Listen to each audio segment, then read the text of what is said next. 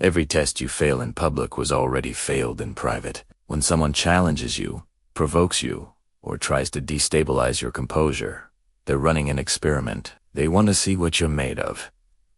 And in that moment, most people hand over the answer immediately. They react. They defend. Te y escalate. They reveal exactly how easy it is to get under their skin. But a small 1% responds differently. They recognize the test for what it is. They refuse to participate, and their non-reaction communicates something so powerful that the tester never tries again. Today, I'm showing you 7 things you should never do when someone tests you. These are the mistakes that destroy your power instantly. The reactions that make you look weak, even when you think you're being strong. The behaviors that guarantee you'll be tested again and again. One of these mistakes seems like the right response. It feels justified. It looks strong. But psychologically, it's the worst thing you can possibly do. It hands your power to the tester on a silver platter. Stay until the end to make sure you're not making it constantly. The Stoics were tested daily. Marcus Aurelius faced betrayal from people he trusted. Epictetus was tested by his master as a slave. Seneca was tested by Nero himself. They survived not by fighting every test, but by understanding what tests actually are. Invitations to lose yourself. In plain terms, the test isn't the problem. Your response is, get the response right, and tests become opportunities. Get it wrong, and you become someone people test for entertainment. Let's begin. Mistake 1. Never explain yourself immediately. When someone tests you with an accusation, a challenge, or a provocation, your first instinct is to explain, to defend, to clarify your position. This feels natural. It feels necessary. It's actually surrender. The moment you start explaining, you accept the frame they set. You treat their test as a legitimate question deserving a legitimate answer. You position yourself as a defendant and them as the judge. That power dynamic is exactly what they wanted. Explanation signals that their opinion matters enough to warrant your time. It signals that their accusation landed close enough to require defense. It signals that you're reactive, not intentional. The Stoic response is different. When someone tests you with a challenge, pause. Don't explain. Either respond with a question that redirects, or respond with silence that confuses. But never immediately justify yourself to someone who's fishing for reactions. Epictetus taught that no one can compel you to think anything. Explanation is compelled thinking made verbal. They pushed a button. You performed. That's not strength. That's programming. When tested, the first thing most people do is explain. The first thing you should do is nothing. Let the silence evaluate whether any response is even necessary. Mistake 2. Never raise your voice. Volume feels like power. It's not. Volume is the sound of control, slipping away. The moment your voice rises, you've already lost the test.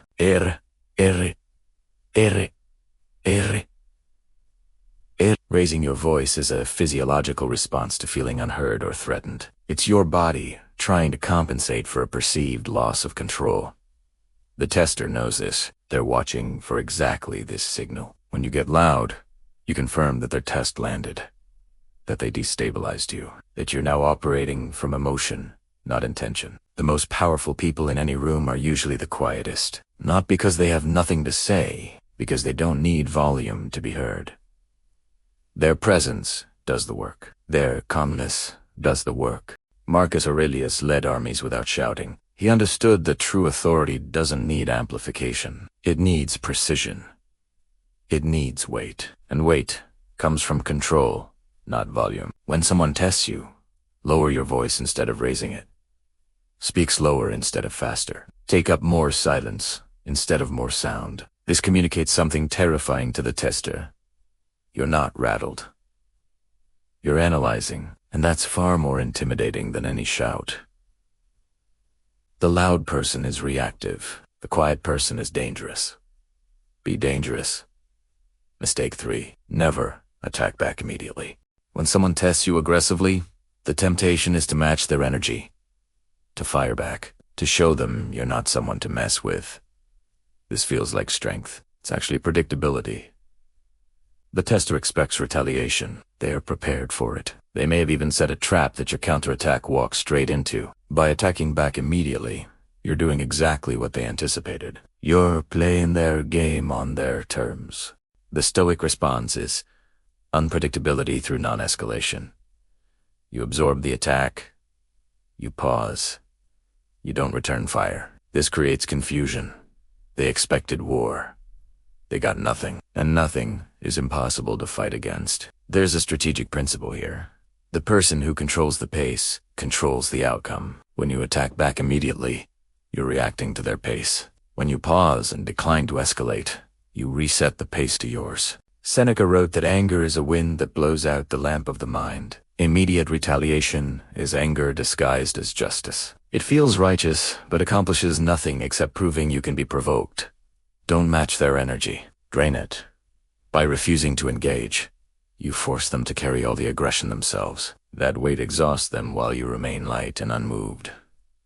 Mistake for it. Never seek witnesses for validation. When someone tests you publicly, there's an urge to look around, to check if others saw it, to seek validation from the audience that you're right and they're wrong. This is a critical mistake. The moment you look for witnesses, you shift the battle from internal to external. You're no longer focused on remaining composed. You're now focused on how others perceive the conflict. That split focus weakens you, and the tester sees it. Looking for audience support signals insecurity. It says, I'm not sure I can handle this alone. I need backup. I need people to agree with me. This is the opposite of Stoic self-sufficiency. The Stoics taught that external validation is a trap. Marcus Aurelius reminded himself regularly that the opinion of the crowd is worthless. If it's worthless in general, it's especially worthless in the heat of being tested. When tested publicly, keep your eyes on the tester or straight ahead. Never scan for allies. Never look for agreement. Fight your battle as if no one else exists. Because in the psychological dimension, where the real test takes place, no one else does exist. It's just you and your composure. Win alone. Your power shouldn't depend on witnesses agreeing that you're powerful. It should be evident regardless of who's watching. Quick pause here. If you're realizing how many tests you've failed without even knowing they were tests, subscribe to the Stoic Rise. You'll learn to see the game before others even know it's being played. Now, let's continue. Because mistake 5 is the one that looks like strength, but actually guarantees you'll be tested again. Most people make this mistake thinking it makes them look tough. It does the opposite. Mistake 5. Never threaten consequences you won't enforce. When tested, many people escalate to threats. If you do that again, you don't want to see what happens when you're going to regret. These threats feel powerful in the moment. They're actually devastating to your credibility. Why? The tester is now watching to see if you follow through. If you don't, you've just taught them that your words mean nothing. That you escalate verbally but not in action. That you're safe to test again because the consequences are empty. Never threaten what you can't or won't do. This is fundamental Stoic integrity. Your words must match your actions. If they don't, you become someone people learn to ignore. The alternative is simple. Don't threaten, act or don't. If you're going to enforce a consequence, enforce it without announcement. If you're not going to enforce it, don't mention it. Silence preserves options. Threats destroy them. Epictetus taught that we should say nothing that we don't intend to fully mean. Empty threats violate this principle. They're words designed to intimidate without the substance to support them. And eventually, everyone learns which people mean what they say and which people are performing. Be someone who acts without warning. That's infinitely more powerful than someone who warns without acting. Mistake 6. Never reveal that the test affected you later. Some people maintain composure during the test but collapse afterward. They pass the moment but fail the aftermath. They mention it repeatedly. They bring it up in other conversations. They let people know how much it bothered them. This is a delayed failure, because if the tester hears through the grapevine that you were affected, they've won. Your composure in the moment was just performance. Underneath, you were hurt. And now everyone knows. True Stoic detachment extends beyond the moment. It's not a mask you wear for the public. It's an identity you embody completely. What didn't break you in the moment shouldn't be discussed later as if it almost did. Seneca wrote that we suffer more in imagination than in reality. When you talk about the test afterward, you're extending the suffering through imagination. You're replaying it. You're giving it continued life when it should be dead. Process privately if you must, but publicly, act as if the test was so insignificant that it doesn't warrant mention. Don't seek sympathy about it. Don't update people on how you're dealing with it. Just move on completely. The tester's power dies when the test is forgotten. Don't resurrect it by continuing to reference it. True victory is when the test becomes invisible. Not just survived, but absorbed without trace. Mistake 7. Never change your behavior to avoid future tests. This is the deepest failure. When someone tests you and you respond by shrinking, avoiding, or modifying yourself to prevent future testing, they've won permanently. Some people get tested and decide to be less visible, less vocal, less themselves. They interpret the test as a sign to reduce their presence. This is exactly what the tester wanted. Not just a reaction in the moment, but a permanent dimming of who you are. The Stoic response is the opposite. You maintain your path unchanged. You continue exactly as you were. You refuse to let the test modify your trajectory by even 1 degree. This communicates something essential. Testing me is pointless. I don't adjust for external pressure. I remain who I am regardless of who challenges me. That consistency is deeply intimidating, because it shows there's no button to push, no lever to pull, no way in. Marcus Aurelius continued his meditation practice, his journaling, his leadership approach, regardless of who opposed him. He understood that changing course because of tests is a form of being controlled by the tester. Stay on your path. Let them test. Let them fail. Let them watch you continue unchanged. That's when they stop testing. Not because you fought back, because you proved that testing is useless. So what should you do when tested? Here's the Stoic framework in 4 steps. Step 1. Recognize the test immediately. Most people fail because they don't even realize they're being tested. They take the bait unconsciously. Train yourself to notice when someone is probing for reactions. Step 2.